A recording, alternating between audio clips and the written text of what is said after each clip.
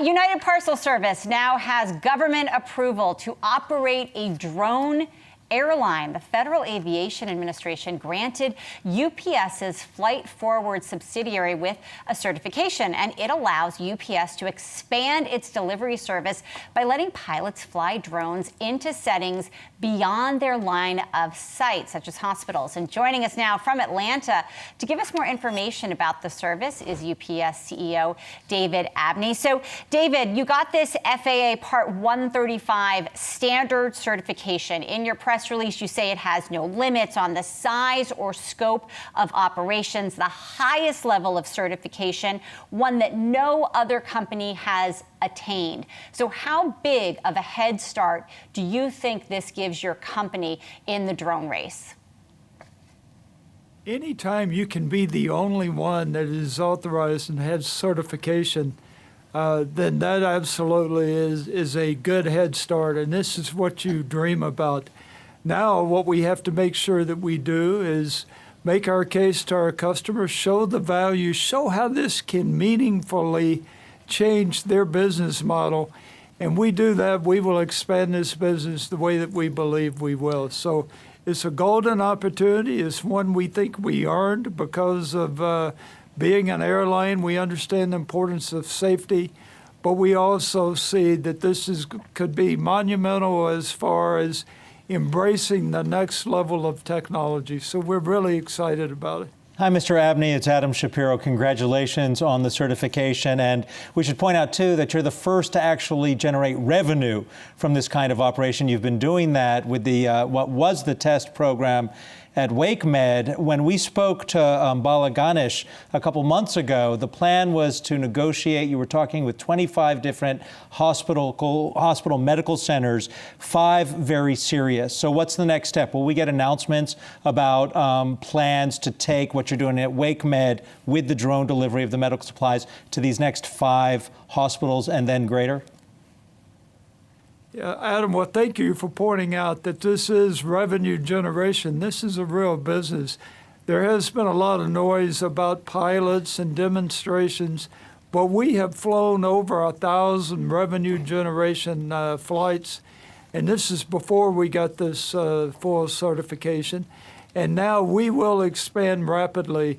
We're thinking, along the lines of dozens of healthcare campuses as being phase 1. So we're thinking much more than 5. I'm sure there'll be 5 and then 10 and 20, and that's the kind of rate that we want to expand here. We also think this goes much further than healthcare campuses too. So that's going to be our initial objective, but very quickly we will expand to other operations.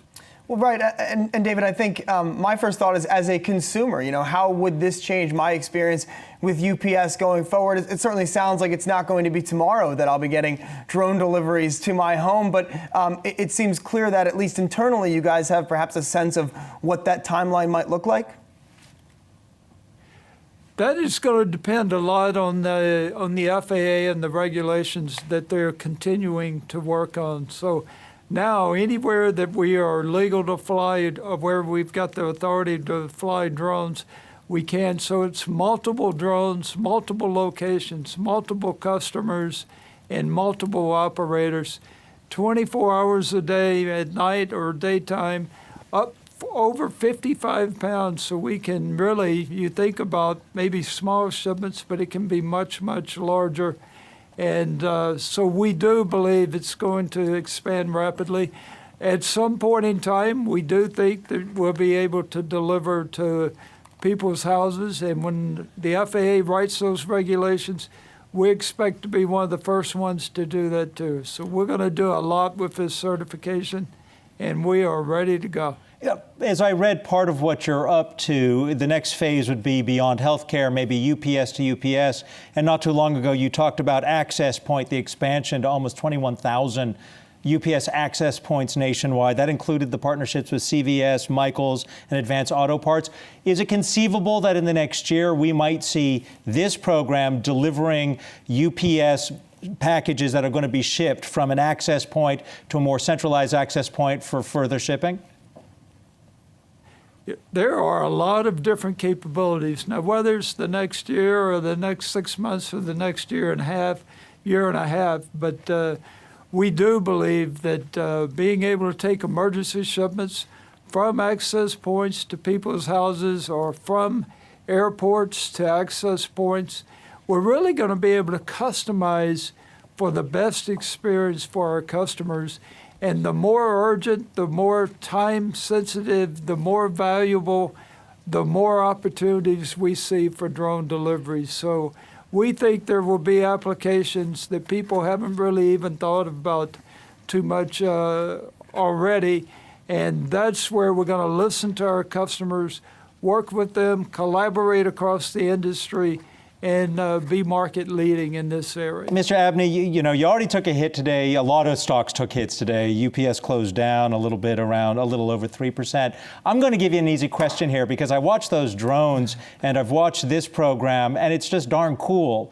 What for you is the most exciting part of this? We've talked about revenue generation. It might be years before, it's actually generating profit for you. But what would you say to investors as, folks, this is the future and it's just really amazing? Yeah, this is embracing the future. This is taking technology and making sure we provide value to our customers. This is a real business. This is going to be accretive, and we think it's going to make a difference not only to our customers, to our shareholders, but also to our people, because as we continue to show offerings to the public and to our customers along the drone avenue, there will be other opportunities and other ways to expand within those customers. And the more we grow the business, the more we create opportunities for our people. So we believe this is win-win throughout. And David, obviously today, the first day of the fourth quarter, so all eyes are now on the holiday season. I think there's a lot of anxiety in markets right now about the state of the consumer, the state of the labor market. When you look at your operations, as you try to hire up 6 figures worth of workers for that holiday push, what are you guys seeing in the U.S. economy right now, the labor market? How does the consumer seem to you, and what is your workforce telling you about the state of the economy? The consumer's holding up in the U.S. There's no doubt about that, and we believe it will be a healthy peak season. We think e-commerce is going to continue to grow, and there are a reduced number of days between Thanksgiving and Christmas. We have prepared for that. We are going to hire 100,000 employees, and one of the advantages that we have, 35% of our existing workforce started as seasonal employees. So it's one of the value propositions that we make to people that are looking for a seasonal job, that this can translate to a permanent job at UPS. And we believe that's a big advantage for us. So we're looking forward to getting them hired, trained, and giving them the technology that they need to be effective for our customers. UPS CEO David Abney, thank you so much for joining us and giving us an update on your drone project. And Adam Shapiro, see you tomorrow on the Move. Yep.